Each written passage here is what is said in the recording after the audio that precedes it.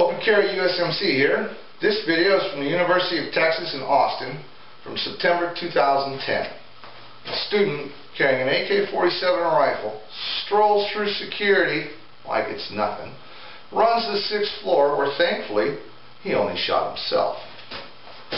This incident is an excellent example of why gun-free zones don't work and why students and faculty at our nation's colleges and universities need to be allowed to exercise their Second Amendment rights. Rights, something we shouldn't be needing permission to do. So, without further ado, let's get to the video and examine what happened.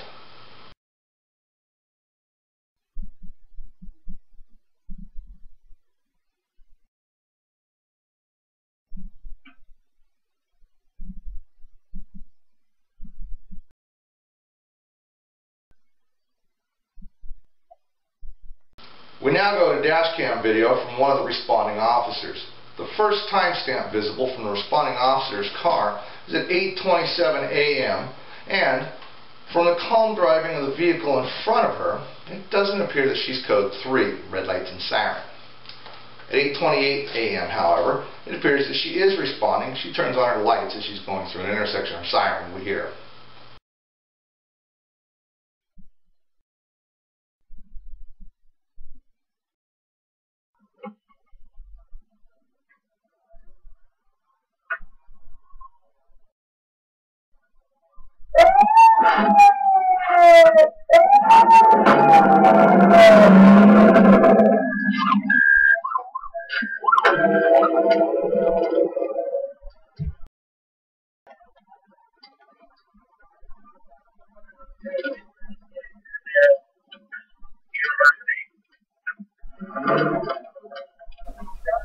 At 8:31, the officer and another unit arrived.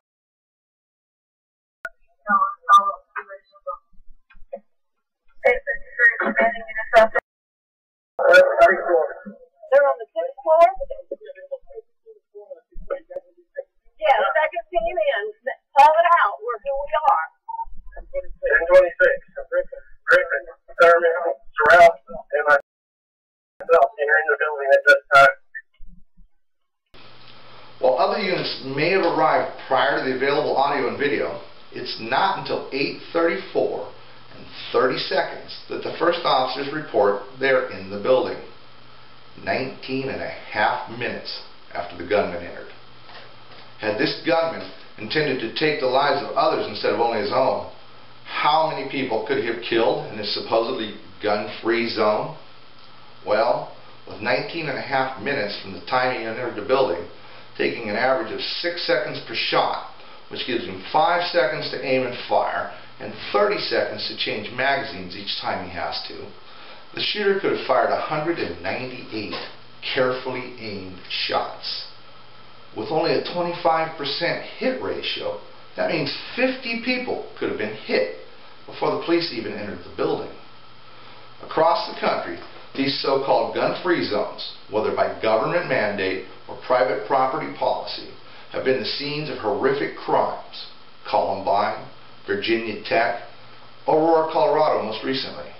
Such gun-free zones offer the would-be shooter a target-rich environment with little chance of encountering any meaningful resistance prior to the arrival of law enforcement. Then, law enforcement must accurately locate and engage the shooter, often in an environment clogged with what we call the fog of war in the military, and has almost universally got conflicting information as to location, number of the shooter.